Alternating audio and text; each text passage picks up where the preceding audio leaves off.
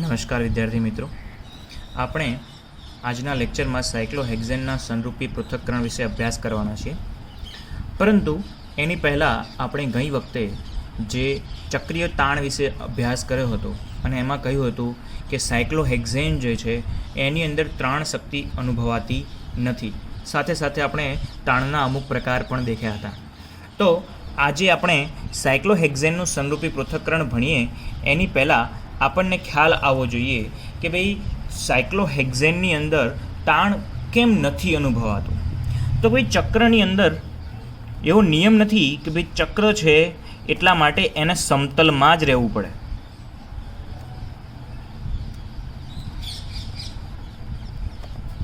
ચક્ર છે તો સમતલમાં જ રહેવું એવો કોઈ નિયમ નથી. એટલે અહીંયા આગળ ચક્રીય તાણ જે અનુભવાય છે એ ન અનુભવવા માટે આ ચક્રમાં રહેલા પરમાણુઓ જે છે એ સમતલની અંદર રહેતા નથી, એક સમતલની અંદર સપાટ રહેતા નથી, પરંતુ એ અલગ જે આપણે કહીએ ને અવકાશીય રચના 3Dની અંદર આપણે કોઈ વસ્તુને દેખીએ છીએ તો એ 3Dની અંદર જે બધી જ બાજુઓ પર એ ફેલાઈ શકે છે એવી જ રીતે અહીંયા આગળ સમજો કે ભાઈ હું એક નોર્મલ CH4 લખું છું, CH4. તો આપણે એને 2Dમાં કેવી રીતે દર્શાવીએ છીએ ચોપડા ઉપર? તો કે ભાઈ આ 4 હાઇડ્રોજન હું આમ લખીશ, બરાબર. આ ફક્ત આપણે લખીએ છીએ, રિયાલિટીમાં આવું છે ખરું? ના, નથી, બરાબર ને. આનું આપણે ખબર છે કે ભાઈ આને આપણે દોરવા જઈએ કે ભાઈ આનો આકાર કેવો છે તો આપણને ખબર છે કે ભાઈ બોક્સની અંદર CH4 ને દર્શાવીએ તો એક આ પ્રકારની રચના ધરાવે છે. આ જે 4 મેં ટપકા કર્યા છે એ શું છે? હાઇડ્રોજન છે. અને વચ્ચે શું છે તો કે કાર્બન છે. આ CH4ની રચના છે, બરાબર.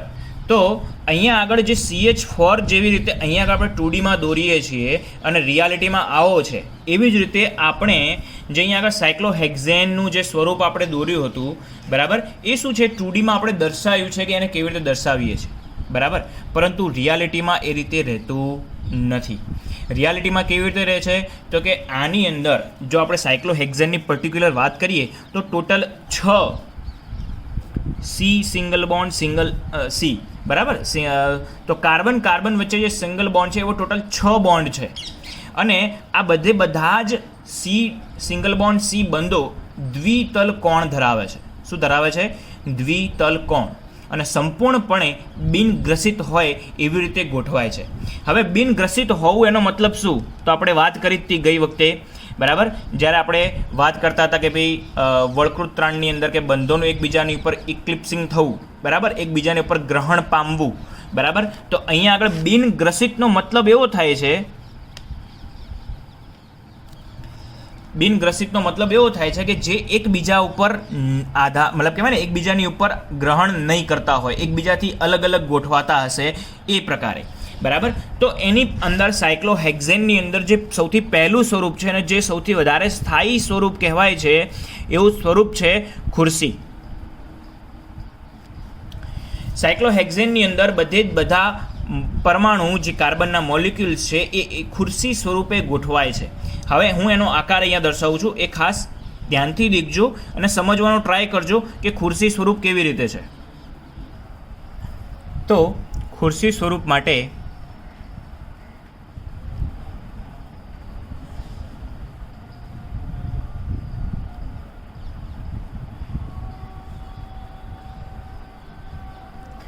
આ પ્રકારે એ ખુરશી સ્વરૂપે ગોઠવાય છે.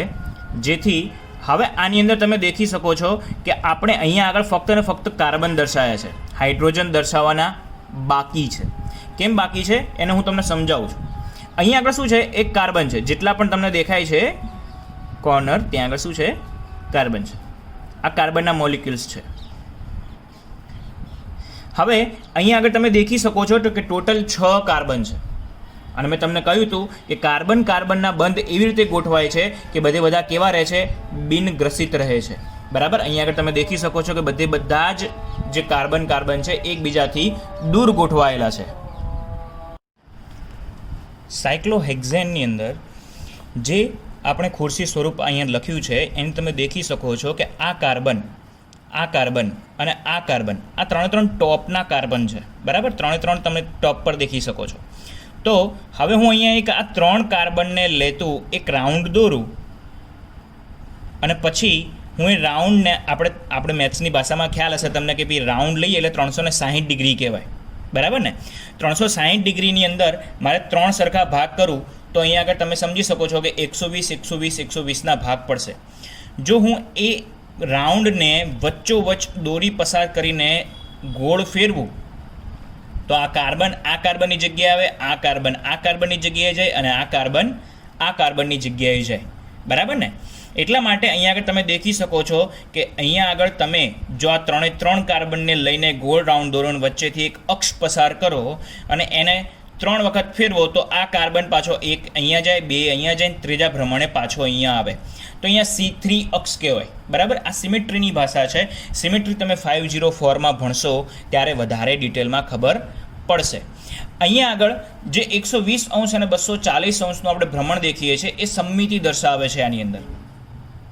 હવે સમમિતિથી પણ આની અંદર સ્થાયિત્વની અંદર વધારો થાય છે. હવે આપણે બીજી એક વસ્તુ કે ભાઈ અહીંયા ફક્ત ને ફક્ત કાર્બન દર્શાયા છે, હાઇડ્રોજન દર્શાયા નથી. હવે કોઈ ઉઠીને કહે સાહેબ આ તો કાર્બન એકબીજાથી બિનગ્રસિત સ્વરૂપે ગોઠવાયા છે એટલે એમની અંદર કોઈ જ પ્રકારનું તાણ અનુભવાતું નથી. પરંતુ હવે હાઇડ્રોજન પણ દોરો તો હાઇડ્રોજન એકબીજાની નજીક આવે તો એમની વચ્ચે તાણ નથી અનુભવાતું. એનું કારણ છે કે આની અંદર જેટલા પણ હાઇડ્રોજન ગોઠવાય છે એ અક્ષીય અને તલીય સ્વરૂપે ગોઠવાય છે, એકબીજાથી દૂર ગોઠવાય છે. સમજાવું છું, દેખો.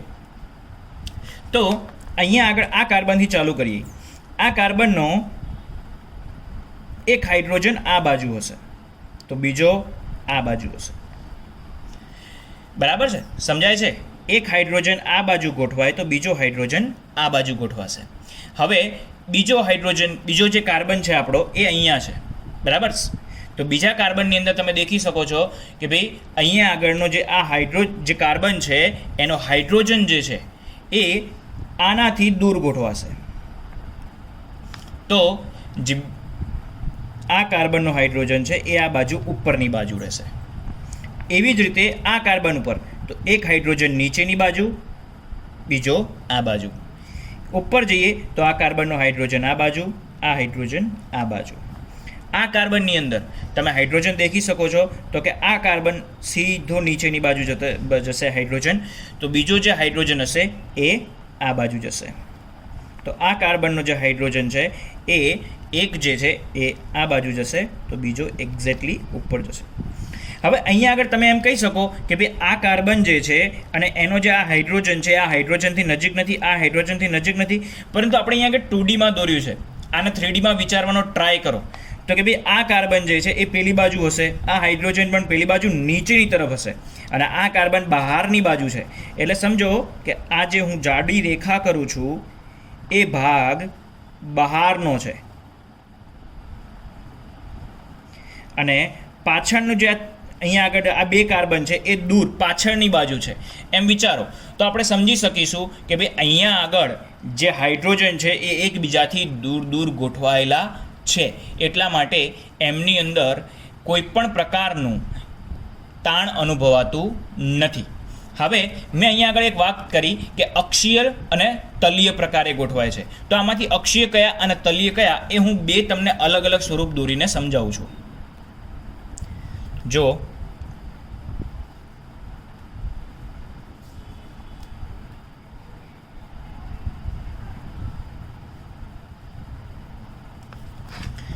હવે આની અંદર હું બધા તલીય દોરું છું. તો એક આ હાઇડ્રોજન જે છે એ તલીય કહેવાય, સામે આ હાઇડ્રોજન પણ તલીય કહેવાય. આનો આ હાઇડ્રોજન તલીય કહેવાય, આ હાઇડ્રોજન તલીય કહેવાય, આ તલીય કહેવાય અને આ તલીય કહેવાય. આ તલીય હાઇડ્રોજન છે. તો અક્ષીયલ કયા? અક્ષીય.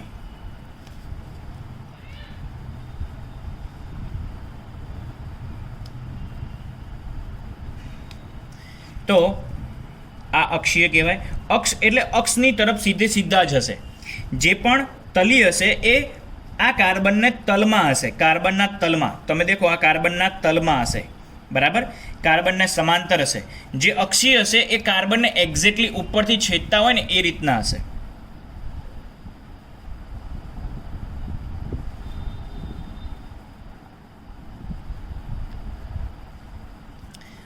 આ જે છે એ અક્ષીય પ્રકારના છે. તો હવે અહીંયા આગળ અક્ષીય અને તલીય બંને તમે અલગ અલગ દેખી શકો છો. હવે આની સાથે એક બીજી વસ્તુ સમજો કે જ્યારે વિસ્થાપન થાય ત્યારે પણ અક્ષીય જે બંધ છે એ અક્ષીય બાજુ રહેશે અને જે તલીય છે એ તલીય બાજુ રહેશે. એટલે કે સમજી લો કે કોઈ CH3નું હું અહીંયા આગળ વિસ્થાપન કરું તો આ હાઇડ્રોજન જે દૂર થશે, જો એ અક્ષીય સાઈડનો હશે તો અક્ષીય સાઈડનો, અને જો તલીય સાઈડનો હશે તો તલીય સાઈડનો. એમાં કોઈ ચેન્જીસ આવશે નહીં. અહીં હું ફરીથી અક્ષીય અને તલીય બંને ભેગા જ દોરીને તમને સમજાવું છું, અને આની અંદર હજુ વધારે ક્લિયરિટી તમને ખબર પડે એટલા માટે. સમજી લો, હવે આ જે બંધ એક દોર્યો છે એ તલીય છે, તો આ અક્ષીય છે. અહીંયા આગળ આ બંધ તલીય છે, તો આ જે સીધો બંધ આવે છે એ શું છે? અક્ષીય છે. એવી જ રીતે આગળ વધો તો યાદ રાખો કે અહીંયા આગળ મેં આ સીધો દોર્યો, એના પછી આ મેં ત્રાસો કર્યો હતો. એટલા માટે હવે હું પહેલાં અહીંયા શું કરીશ? સીધો, અને અહીંયા ત્રાસો. અહીંયા ત્રાસો તો અહીંયા આગળ ઊભો, અને અહીંયા આગળ આ બાજુ ત્રાસો. એવી જ રીતે હવે અહીંયા આગળ ઊભો કર્યો તો અહીંયા આગળ પહેલાં ઉપરની બાજુ કેવો થશે? ત્રાસો, અને નીચેની બાજુ સીધો. એવી જ રીતે અહીંયા ઉપર જાઓ તો પહેલાં કયો થશે? આ બાજુ ત્રાસો, અને આ બાજુ ઉપરનો સીધો.